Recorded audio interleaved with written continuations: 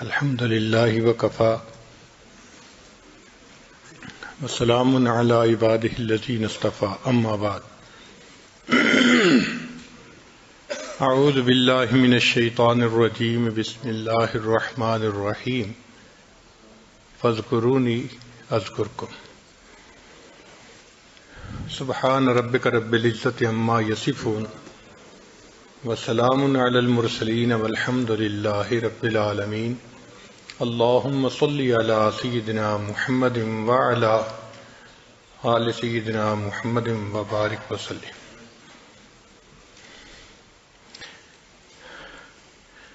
آج جس حکم کا بیان ہے اس میں ابن عطاء اللہ اسکندری رحمۃ اللہ علیہ فرماتے ہیں کہ بعض سالکین ذکر کرتے ہیں تو ان کو جمعیت نہیں ملتی، غفلت ہوتی ہے، وساوس آتے ہیں، تو پھر شیطان دل میں ڈالتا ہے اس ذکر کا کیا فائدہ،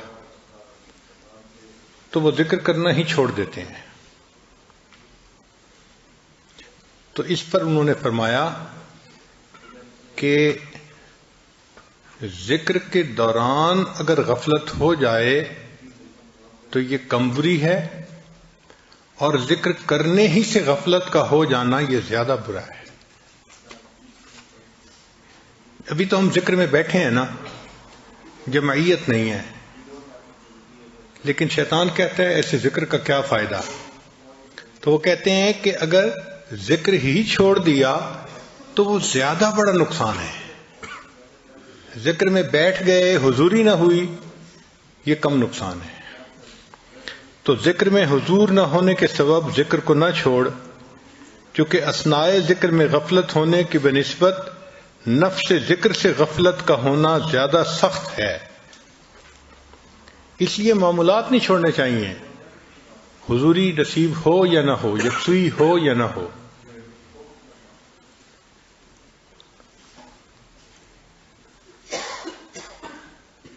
عبد اللطف نہ بنے، عبد اللطیف بننے کی کوشش کریں۔ ہم نے اللہ کا ذکر کرنا ہے نا، تو اگر کیفیت بنے گی تو بھی ذکر کریں گے، کیفیت نہ بنے گی پھر بھی ذکر کریں گے۔ ذکر تو ہم نے کرنا ہی ہے ہر حال میں، تو فقط لطف کے پیچھے نہ بھاگتے پھریں۔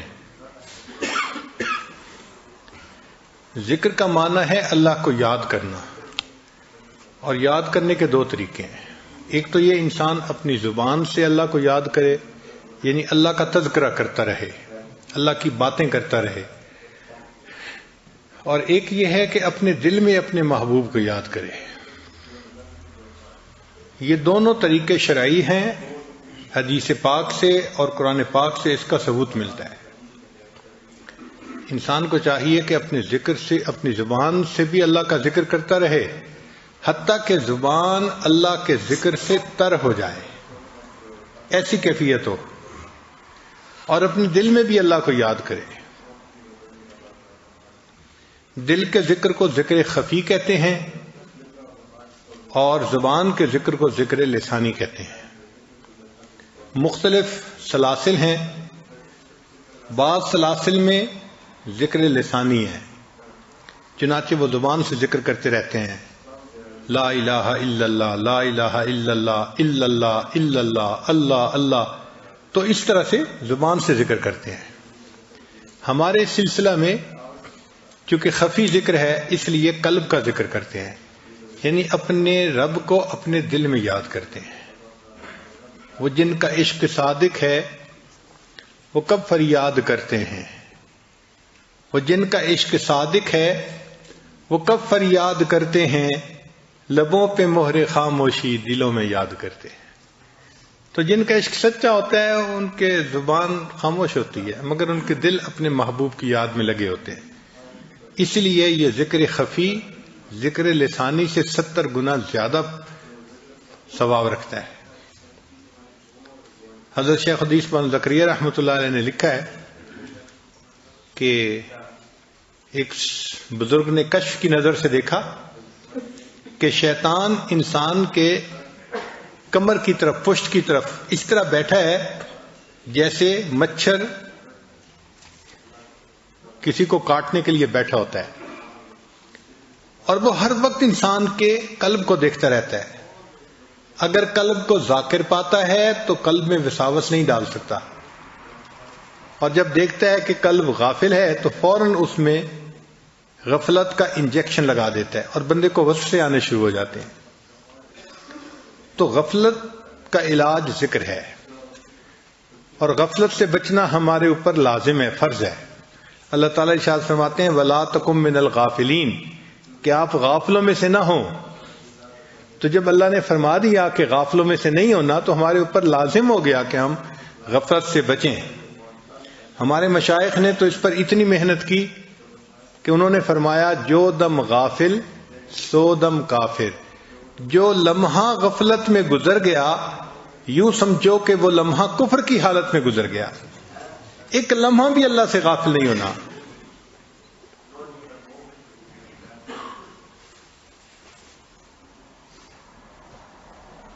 اور یہ چیز حاصل ہو سکتی ہے.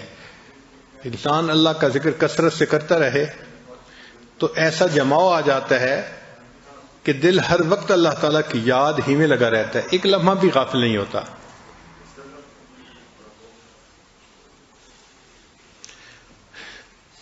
ذکر کا ذرا مفہوم سمجھ لیں. ایک مفہوم تو یہ ہے اللہ کو یاد کرنا، یہ ذکر کا معنی ہے. اور دوسرا ہر وہ کام جو نیکی کا ہے اس کو کرتے ہوئے انسان ذاکر ہوتا ہے، غافل نہیں ہوتا. چنانچہ حضرت عمر رضی اللہ عنہ فرمایا کرتے تھے کل مطیع للہ فہو ذاکر. ہر بندہ جو اللہ کا مطیع ہوتا ہے اس اطاعت کی حالت میں وہ ذاکر ہوتا ہے، وہ غافل نہیں ہوتا. تو بھلے اس کی زبان پہ اللہ اللہ کا لفظ جاری نہیں ہے، مگر چونکہ اللہ تعالیٰ کی اطاعت میں لگا ہوا ہے لہذا وہ اس کو ذکر کا مقصود حاصل ہے. سیدنا عمر رضی اللہ عنہ فرمایا کرتے تھے افضل الذکر ذکر عندما حرم اللہ، کہ افضل ذکر وہ ہے کہ جب تمہارے سامنے کوئی گناہ کا موقع پیش آئے تمہیں اس وقت خدا یاد آئے اور اللہ سے انسان ڈر جائے اور گناہوں سے بچ جائے. اگر گناہ کے موقع پہ انسان کو اللہ یاد نہیں آتا تو پھر باقی تسبیح پڑھنے کا کیا فائدہ ہوا.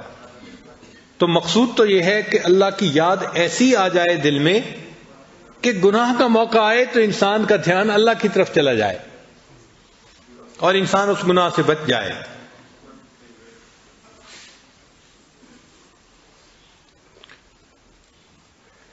اس ذکر کو جتنا زیادہ کریں گے اتنا ہمارے زندگی میں برکت زیادہ آئے گی. یہ اتنا اہم ہے کہ اللہ تعالیٰ نے حضرت موسیٰ علیہ السلام اور ہارون علیہ السلام کو جب نبوت سے سرفراز فرمایا اور فرعون کی طرف بھیجا تو ان کو ہدایات دی. فرمایا اذهب انت واخوک بآیاتی ولا تنیا فی ذکری، جائیے آپ اور آپ کا بھائی میری ان نشانیوں کو لے کر اور آپ دونوں میری یاد سے غافل نہ ہونا. آپ دیکھیں اللہ تعالیٰ ہدایات دے رہے ہیں اور کن کو دے رہے ہیں؟ انبیاء کو دے رہے ہیں.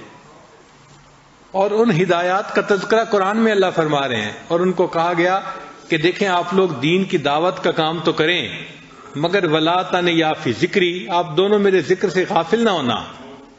تو دعوت کی ابتدا میں دیکھو ذکر ہے اور انتہا میں ذکر ہے. دیکھیں دعوت کی ابتدا تو یہ ہوتی ہے کہ انسان کسی کے سامنے دین کو پیش کرتا ہے اور انتہا یہ ہوتی ہے کہ اگر وہ نہیں مانتا تو پھر تلوار فیصلہ کرے گی. تو ایسے موقع پہ کہ جب ایمان والوں کے سامنے دشمن موجود ہے اللہ تعالیٰ اس وقت فرماتے ہیں یا ایھا الذین آمنوا، اے ایمان والو، اذا لقیتم فئۃ فاثبتوا، جب تمہارا آمنا سامنا ہو کفر کی جماعت کے ساتھ تو تم ڈٹ جاؤ. واذکروا اللہ کثیرا، اللہ کا ذکر کثرت کے ساتھ کرنا، لعلکم تفلحون، تاکہ تم کامیاب و فلاح پا جاؤ.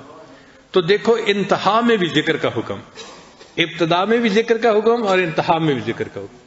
اس لیے ذکر کا کرنا یہ انتہائی ضروری ہے. ہمارے پاس ایک مرتبہ ایک قاری صاحب تشریف لائے. وہ بڑے معروف قاری صاحب ہیں. ہر سال تقریباً 50 شاگرد ان کے حافظ بنتے ہیں، کم سے کم 50 ورنہ اس سے زیادہ. اور خود بھی قرآن پاک بہت اچھا پڑھتے ہیں اور نیک طبیعت کے ہیں. پاس آ کے بیٹھے تو آنکھوں میں سے آنسو جاری ہیں. میں نے پوچھا قاری صاحب کیا ہوا؟ کہنے لگے کہ بس اور کسی کے سامنے تو اپنا من نہیں کھول سکتا، لیکن آپ کو تو میں اپنی حالت بتا سکتا ہوں. میں حد الوسع گناہوں سے بچنے کی کوشش کرتا ہوں، ہر وقت قرآن پاک پڑھتا رہتا ہوں. کم از کم ایک منزل قرآن روزانہ پڑھتا ہوں، یعنی ہر 7ویں دن قرآن پاک میں ختم کرتا ہوں. اور میں اپنے شاگردوں کو بھی قرآن پاک پڑھاتا ہوں، اور تہجد کے وقت ان کو اٹھا کر میں اس وقت سے ان کا قرآن سننا شروع کرتا ہوں، اور ایک دن میں تقریباً 16 سے 18 گھنٹے میں قرآن پاک سنتا ہوں. اب مدرسے کی ڈیوٹی تو 8 گھنٹے تھی، مگر ان کا شوق اتنا تھا کہ وہ اپنے شاگردوں سے منزل سنتے رہتے تھے، سبق دیتے رہتے تھے. تو ایک دن میں 24 میں سے 18 گھنٹے قرآن پاک سنتے پڑھتے گزر جاتے تھے. تو وہ کہنے لگے کہ جب میں بیٹھا ہوتا ہوں تو میرے چاروں طرف بچے بیٹھے ہوتے ہیں اور وہ اپنی اپنی منزل سنا رہے ہوتے ہیں، اور میں ان بچوں کو ان کی غلطی کی نشاندہی کر رہا ہوتا ہوں. اب اس وقت جب کہ قرآن پاک پڑھا جا رہا ہے اور معصوم بچے اپنی معصوم زبانوں سے قرآن پاک پڑھ رہے ہیں، تو وہ کہنے لگے کہ مصیبت یہ ہے کہ عین اس وقت شیطان میرے دل میں گناہ کا خیال ڈال رہا ہوتا ہے. کان میں قرآن پڑھ رہا ہے، چاروں طرف بچے قرآن پڑھ رہے ہیں، کلاس میں بچے قرآن پڑھ رہے ہیں، اور میں اس بہار کے اندر بیٹھا ہوا میرے دل میں گناہوں کے وساوس آ رہے ہوتے ہیں. میں ان بچوں کے چہروں کو نہیں دیکھ سکتا، میں آنکھیں اپنی بند رکھتا ہوں، مگر اپنی اس حالت سے میں بہت تنگ ہوں. مجھے آپ بتائیں میں کیا کروں؟ اب بتائیں، جو بندہ تکبیر اولیٰ کا خیال رکھتا ہے، جو بندہ باقاعدگی سے تہجد پڑھتا ہے، سنت کا خیال رکھتا ہے، قرآن پاک کا عاشق ہے، ہر وقت قرآن پاک پڑھتا رہتا ہے، سنتا رہتا ہے، اور قرآن پاک کی بہار ہوتی ہے اس کی کلاس میں، اس بچے کو، اس بندے کو بھی گناہ کا خیال آ رہا ہے، شیطان وسوسے ڈال رہا ہے. اب یہ کرے تو کیا کرے، جائیں تو کہاں جائیں؟ پھر میں نے انہیں بات سمجھائی. میں نے کہا دیکھیں، قرآن پاک کے نور کے اترنے میں کوئی شک نہیں ہے. قرآن پاک میں اللہ فرماتے ہیں وَإِذَا قُرِئَ الْقُرْآنُ فَاسْتَمِعُوا لَهُ وَأَنصِتُوا لَعَلَّكُمْ تُرْحَمُونَ، کہ جب قرآن پڑھا جائے تم خاموش رہو، غور سے سنو تاکہ تم پر رحمتیں نازل ہوں. تو جہاں قرآن پاک پڑھا جاتا ہے وہاں رحمتیں نازل ہوتی ہیں، نور نازل ہوتا ہے، لیکن آپ کا دل اس نور کو ایکسپٹ نہیں کر پا رہا، اس کو جذب نہیں کر پا رہا. نور اترتا ہے، نور اترنے میں کوئی شک نہیں ہے، یہ اللہ کا قرآن گواہی دے رہا ہے، مگر آپ کا دل اس نور کو جذب نہیں کر پا رہا. تو قاری صاحب نے سوال پوچھا کہ جی میرا دل کیوں نور کو جذب نہیں کر پا رہا؟ پھر میں نے انہیں بات سمجھائی. میں نے کہا دیکھیں قاری صاحب، بچہ جب پیدا ہوتا ہے نا تو اس کو ماں کا دودھ پلایا جاتا ہے، اس لیے کہ اس کے لیے سب سے زیادہ موافق اس کی والدہ کا دودھ ہوتا ہے. اور اگر فرض کرو کہ والدہ کا دودھ نہ ہو یا کم ہو تو پھر اس کے لیے اس بچے کو بکری کا دودھ پلا دیتے ہیں، یا گائے کا دودھ پانی ملا کے پتلا کر کے پلا دیتے ہیں، تو بچہ اس کو بھی جذب کر لیتا ہے. پھر جب بچہ بڑا ہو جاتا ہے، جوان ہو جاتا ہے، تو پھر اتنا قوی ہو جاتا ہے کہ اب اس کو بھینس کا دودھ بھی پلا دیں تو وہ اس کو بھی ہضم کر لیتا ہے. لیکن اگر پیدا ہونے والے بچے کو بھینس کا دودھ پلائیں گے تو اس کا ہاضمہ خراب ہو جائے گا اور وہ ہسپتال پہنچ جائے گا، اس لیے کہ اس کا ہاضمے کا نظام اتنا کمزور ہے کہ وہ ثقیل دودھ کو برداشت نہیں کر سکتا. اور بھینس کا دودھ چونکہ اس میں مکھن زیادہ ہوتا ہے تو وہ ثقیل ہوتا ہے، اور گائے کا دودھ جو ہے یا بکری کا یہ لطیف ہوتا ہے.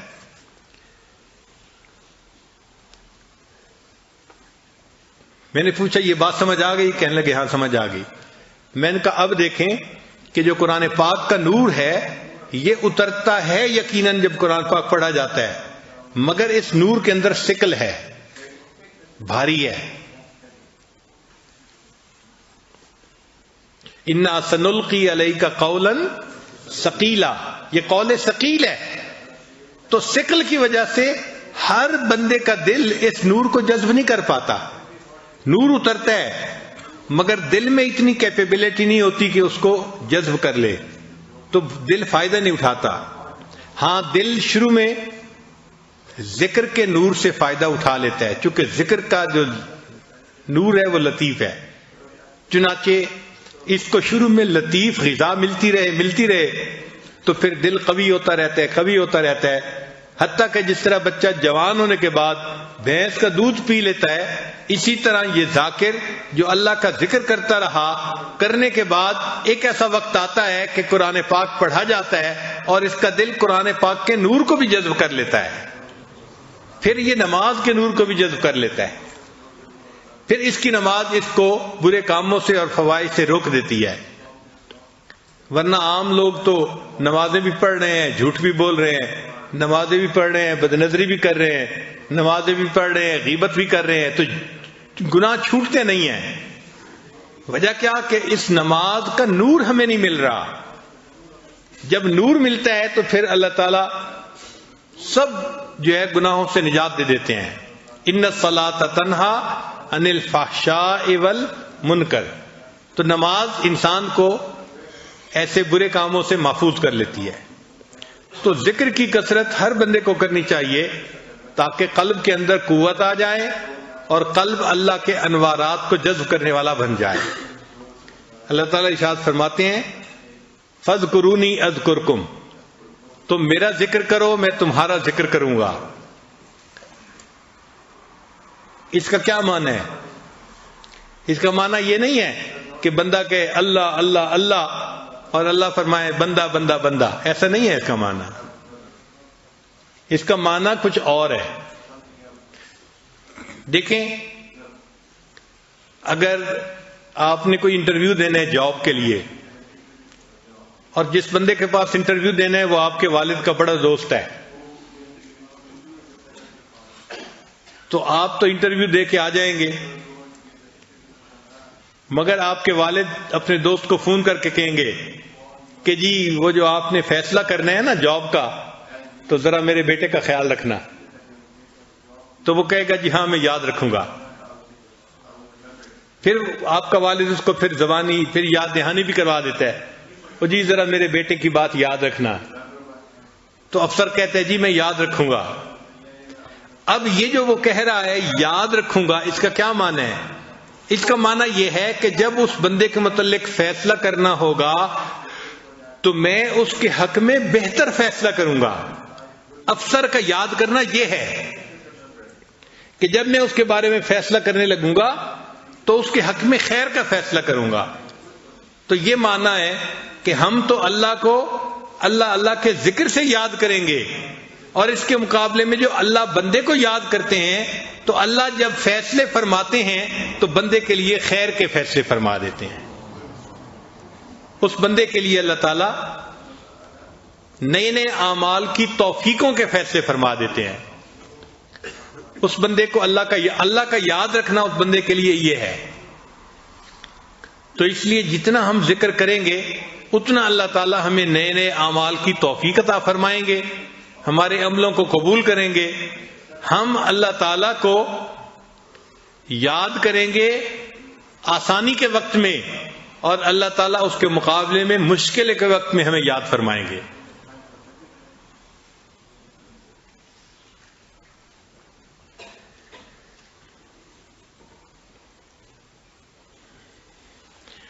ہر چیز کے کچھ نہ کچھ اثرات ہوتے ہیں.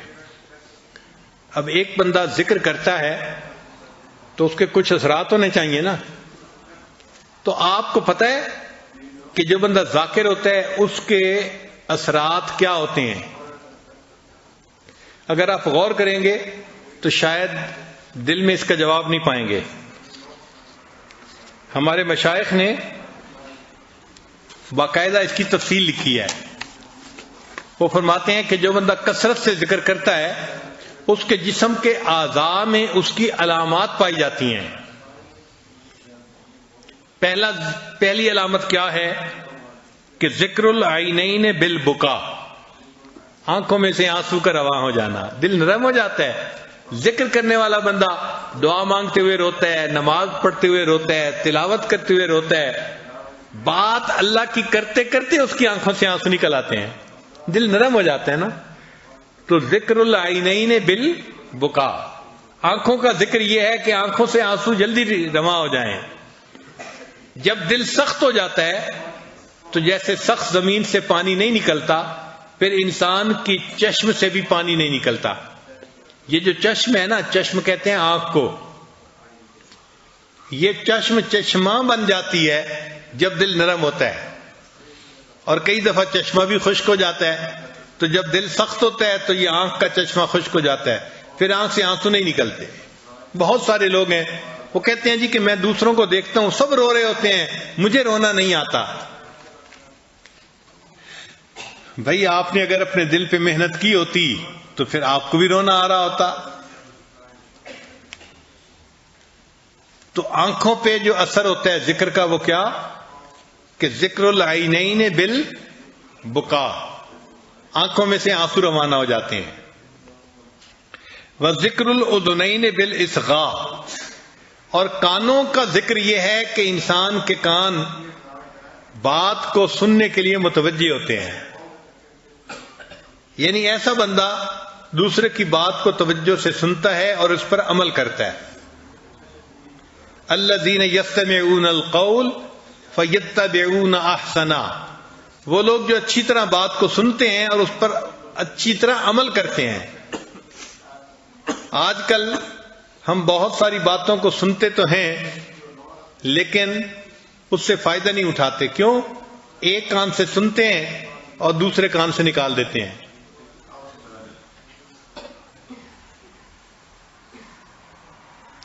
چنانچہ جہنمی جب جہنم میں جائیں گے تو اس وقت ان سے فرشتے کہیں گے کہ تمہیں کوئی ڈرانے والا نہیں آیا تھا، سمجھانے والا نہیں آیا تھا کہ جہنم سے بچنا، جنت جانے کی تیاری کرنا؟ تو جہنمی کہیں گے آیا تو تھا، ہم نے جھٹلا دیا تھا.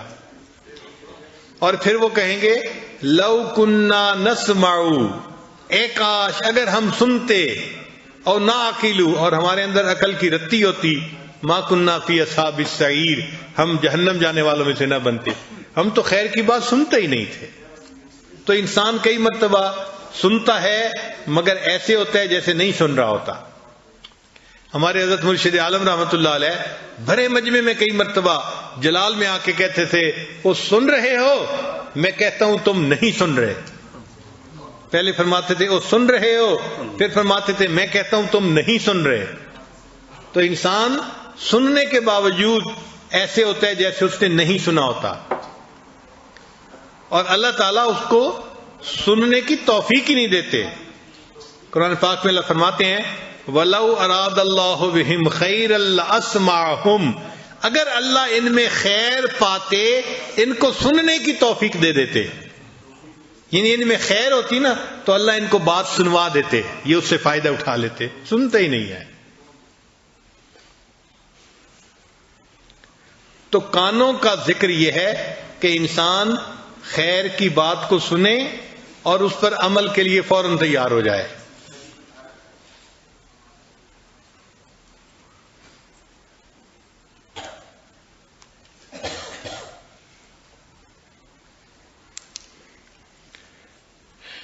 پھر فرمایا وہ ذکر اللسان بالثناء، کہ زبان کا ذکر اللہ تعالیٰ کی ثنا ہے. جس بندے کے دل میں اللہ کی محبت ہوگی تو اس کی تو زبان پہ ہر وقت اللہ ہی کی باتوں کا تذکرہ رہے گا نا، اللہ کی باتیں کرتا رہے گا. تو زبان سے اللہ کی ثنا بیان کرنا یہ زبان کا ذکر ہے. یا تیرا تذکرہ کرے ہر شخص، یا تیرا تذکرہ کرے ہر شخص، ورنہ پھر ہم سے گفتگو نہ کرے. تو ذاکر کی یہ کیفیت ہوتی ہے، اس کی زبان پہ ہر وقت اللہ کا ذکر رہتا ہے. جہاں جاتے ہیں ہم تیرا فسانہ چھیڑ دیتے ہیں، موقع ملتا ہے وہ اللہ کی بات شروع کر دیتا ہے. ہم تو زندہ ہیں کہ دنیا میں تیرا نام رہے، بس اللہ کا نام لیتے رہتے ہیں ہر وقت۔ وذکر اللسان بالثناء وذکر الیدین بالعطاء، اور ہاتھوں کا ذکر یہ ہے کہ انسان اللہ کے راستے میں خرچ کرے، اپنے مال کو دے۔ یہ جو عطا کی صفت ہے نا، یہ بھی ہر بندے کو نصیب نہیں ہوتی۔ بہت سارے بندے ہیں جو مالدار ہوتے ہیں، اور کچھ بندے ایسے بھی ہیں کہ جو مال کے چوکی دار ہوتے ہیں، مالدار نہیں ہوتے، مال کے چوکی دار ہوتے ہیں۔ بس یہی دیکھتے رہتے ہیں کہ اب میرا بیلنس اتنا ہو گیا، اب اتنا ہو گیا، اتنا ہوتا ہے، اور اللہ کے راستے میں خرچ کی توفیق نہیں ہوتی۔ مالدار وہ ہے جس کو اللہ تعالیٰ خوب دے اور وہ اس مال کو اللہ کے راستے میں خوب خرچ کرے، یہ مالدار ہے جو اپنے اس مال کو صحیح جگہ استعمال کر رہا ہے۔ حدیث مبارکہ میں ہے کہ نبی علیہ الصلوۃ والسلام رمضان المبارک میں اللہ کے راستے میں بہت کثرت کے ساتھ خرچ فرماتے تھے۔ تو انسان کے اندر یہ صفت ہونی چاہیے کہ اس کے ہاتھوں میں عطا کی صفت ہو، دے اللہ کے راستے میں۔ یاد رکھیں جو ہم دیتے ہیں نا، یہ واپس لوٹ کے آتا ہے، اور کئی گنا زیادہ ہو کے واپس آتا ہے۔ ایک دیں گے، اللہ تعالیٰ اس کے بدلے کم سے کم 10 عطا فرمائیں گے۔ من جاء بالحسنۃ فلہ عشر امثالھا۔ اس لیے صحابہ رضی اللہ تعالیٰ عنہ اللہ کے راستے میں خوب خرچ کرتے تھے۔ سیدہ صدیقہ رضی اللہ تعالیٰ عنہ، ان کو حضرت عمر رضی اللہ عنہ نے ایک مرتبہ 40,000 درہم بھیجے، تو انہوں نے مدینہ کی بیواؤں کو، یتیم بچوں کو بلوایا اور ان میں پیسہ خرچ کرنا شروع کر دیا، ان کو دینا شروع کر دیا۔ باندی نے دیکھا کہ گھر میں تو کھانے کی کوئی چیز نہیں، اور ام المؤمنین روزے سے بھی ہیں اور روزہ افطار کرنے کا وقت آ رہا ہے، تو وہ آئی اور کہنے لگی کہ ام المؤمنین کچھ پیسے مجھے بھی دے دیں، گھر میں افطاری کی کوئی چیز نہیں، میں کوئی چیز لے کے آؤں۔ تو فرمایا تو مجھے پہلی بتاتی، میں نے تو وہ سارے کے سارے پیسے اللہ کے راستے میں خرچ کر دیے۔ یہ ہے عطا کی صفت کہ سارے پیسے اللہ کے راستے میں خرچ کر دیے، اور اپنے لیے افطاری کو کچھ ہے یا نہیں اس کا پتہ بھی نہیں چلا۔ ام المؤمنین سودا رضی اللہ تعالی عنہا، ان کو ایک مرتبہ حضرت عمر رضی اللہ عنہ نے 25,000 درہم بھیجے، مال غنیمت میں سے ان کا حصہ بنا تھا۔ تو جب 25,000 درہم ملے تو انہوں نے اسی وقت عورتوں کو بلوایا، غریب عورتوں کو، اور ان میں تقسیم کر دیے۔ جب تقسیم کر کے فارغ ہو گئیں تو پھر انہوں نے 2 رکعت نفل نماز پڑھی، اور نفل کے بعد یہ دعا مانگی، اے اللہ امیر المومنین عمر رضی اللہ عنہ کو آئندہ توفیق ہی نہ دے کہ وہ میری طرف پیسے بھیجا کریں، اے اللہ ان کو توفیق ہی نہ دے کہ وہ میری طرف پیسے بھیجیں۔ جو آیا سب اللہ کے راستے میں دے دیا، اور اوپر سے دعا بھی مانگی کہ یہ میری طرف پیسے بھیجا ہی نہ کریں، اس لیے کہ وہ دنیا کی حقیقت سے واقف تھے، جانتے تھے۔ وذکر البدن بالوفا، اور بدن کا ذکر یہ ہے کہ انسان اللہ سے وفا کرے۔ اللہ سے وفا کیا ہے؟ کہ اللہ کے غیر کی طرف متوجہ نہ ہو، سب اپنی نگاہیں اللہ کے اوپر ہی مرکوز رکھے۔ انی وجہت وجہی للذی فطر السماوات والارض، جیسے ابراہیم علیہ السلام نے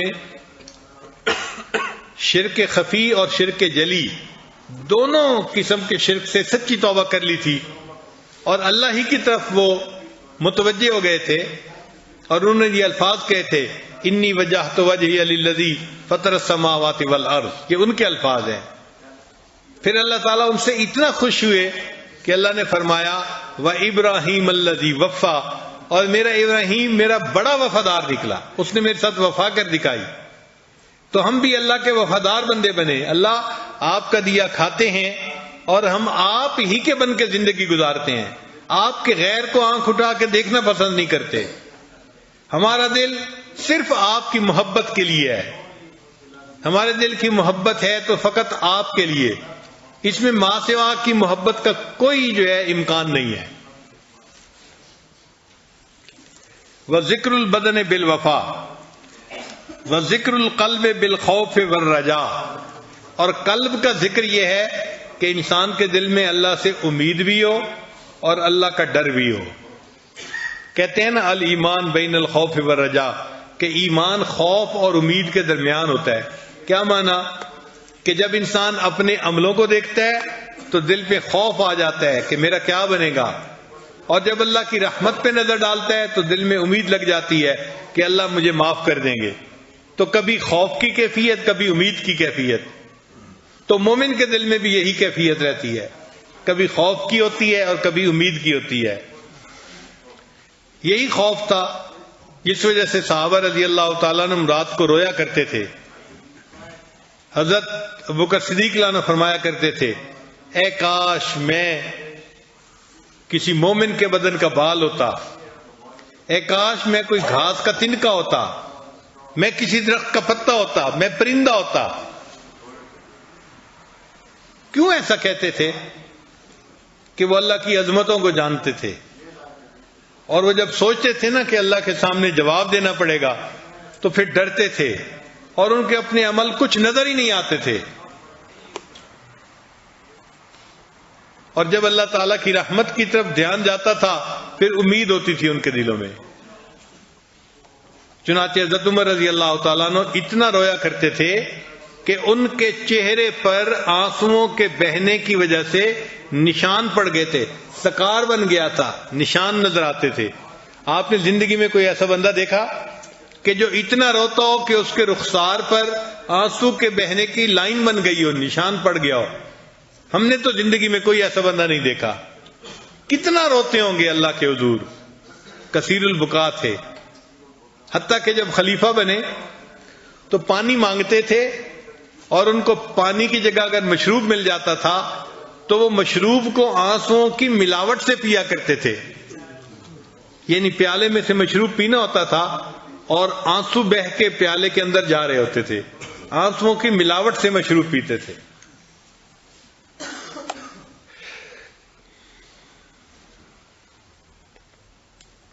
وذکر القلب بالخوف والرجاء وذکر الروح بالتسلیم والرضا، اور روح کا ذکر یہ ہے کہ انسان کے اندر تسلیم اور رضا پیدا ہو جائے. تسلیم اور رضا کسے کہتے ہیں؟ کہ اللہ تعالیٰ نے جو تقدیر بنائی انسان اس کے اوپر راضی رہے، خوش رہے، مطمئن رہے کہ اللہ نے جو بنایا، جو میری تقدیر لکھی بالکل ٹھیک لکھی. یہ تسلیم، یہ رضا اور تسلیم کا مقام یہ کافی مشکل حاصل ہوتا ہے، محنت کرنی پڑتی ہے. بڑے بڑے مشائخ نے زندگی بھر نیکی تقوی کی زندگی گزاری، اور آخر پر جا کر ان کو یہ تسلیم و رضا کا مقام نصیب ہوا.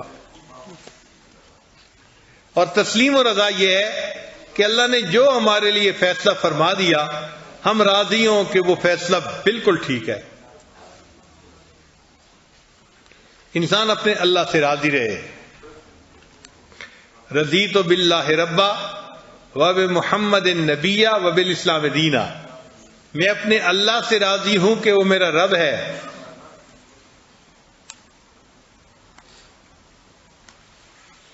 اور میں محمد صلی اللہ علیہ وسلم سے راضی ہوں کہ وہ میرے نبی ہیں، اور میں اسلام سے راضی ہوں کہ اسلام میرا دین ہے. حدیث پاک میں آتا ہے کہ جس بندے کے اندر یہ تین صفتیں ہوں گی، ذاق طعم الایمان، اس بندے نے ایمان کے ذائقے کو چکھ لیا. ایمان کا ذائقہ کیا ہوتا ہے؟ جس بندے میں تین صفتیں ہوں. تو ہم اللہ سے راضی رہیں ہر حال میں. ایک دفعہ بنی اسرائیل نے کویسچن کیا حضرت موسیٰ علیہ السلام سے کہ حضرت ہمیں کیسے پتہ چلے اللہ ہم سے راضی ہیں؟ تو موسیٰ علیہ السلام نے فرمایا میں کوہ طور پہ جاؤں گا تو اللہ تعالیٰ سے یہ سوال پوچھوں گا. چنانچہ موسیٰ علیہ السلام نے سوال پوچھا، اے اللہ میری قوم پوچھتی ہے ہمیں کیسے پتہ چلے کہ آپ ہم سے راضی ہیں؟ تو اللہ تعالیٰ نے فرمایا کہ میرے پیارے موسیٰ علیہ السلام اپنی قوم کو بتا دیجئے کہ یہ فیصلہ کرنا آسان ہے. اگر یہ لوگ اپنے دل میں مجھ سے راضی ہیں میں ان سے راضی ہوں، اگر یہ مجھ سے خفا ہیں تو میں ان سے خفا ہوں. تو یہ پتہ کرنا کہ اللہ ہم سے راضی ہے یا نہیں بہت آسان ہے. ہم اپنے دل میں جھانک کے دیکھیں کہ ہمارے دل میں کوئی شکوہ شکایت تو نہیں ہے.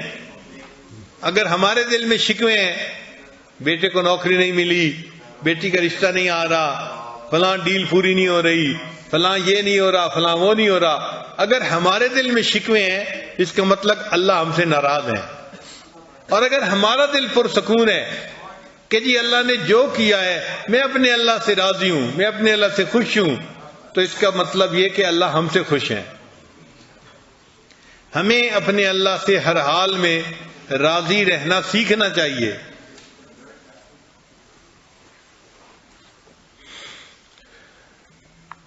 لطف سجن دم بدم کہر سجن گاہ گاہ، کہ سجن کا یار کا لطف تو ہر وقت ہے اور یار کی ناراضگی وہ کبھی کبھی. لطف سجن دم بدم کہر سجن گاہ گاہ، ای بھی سجن واہ واہ اوں بھی سجن واہ واہ. اے میرے مالک میں ایسے بھی آپ سے راضی، میں ایسے بھی آپ سے راضی. تو ہم اپنے اللہ سے ہر حال میں راضی رہیں.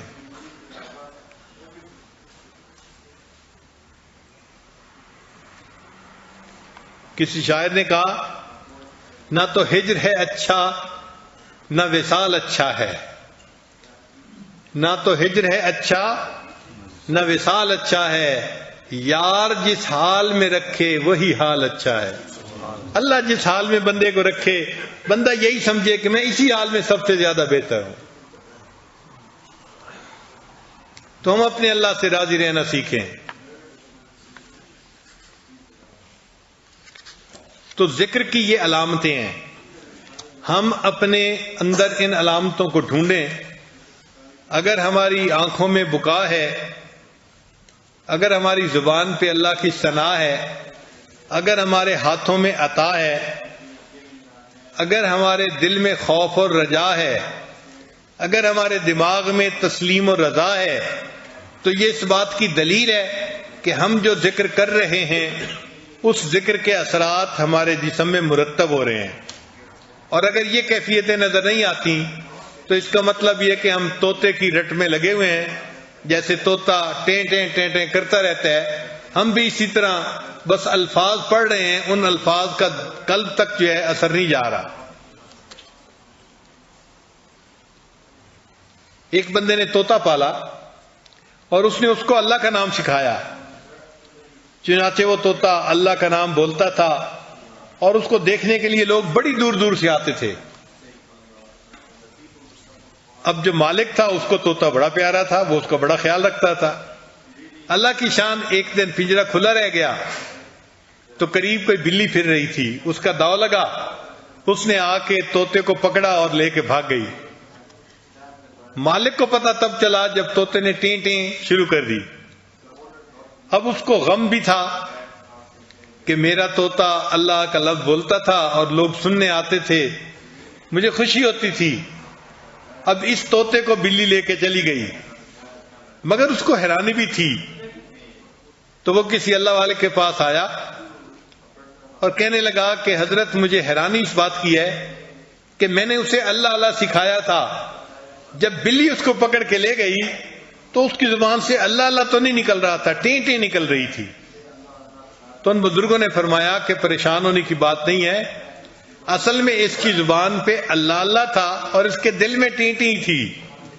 اور موت کے وقت وہ نکلتا ہے جو دل میں ہوتا ہے. اگر اس کے دل میں اللہ اللہ ہوتا تو پھر موت کے وقت بھی اللہ اللہ نکل رہی ہوتی. تو بھائی زبان سے صرف الفاظ پڑھ لینا کافی نہیں جب تک کہ دل میں اس کا اثر مرتب نہ ہو. اللہ کرے کہ ہمارے دل میں اللہ کا نام رچ بس جائے، حتیٰ کہ جب موت کا وقت آئے تو اللہ کا نام ہماری زبان پہ جاری ہو جائے، بے اختیار کلمہ جاری ہو جائے اور کلمہ پڑھیں اور اپنے رب کے حضور پیش ہو جائیں۔ وآخر دعوانا ان الحمد للہ رب العالمین۔ تھوڑی دیر کے لیے مراقبہ کر لیجئے، آنکھوں کو بند کر لیجئے، سر کو جھکا لیجئے، دنیا اور جو کچھ دنیا میں ہے اس سے ہٹ کٹ کے اللہ رب العزت کی یاد میں ڈوب جائیے۔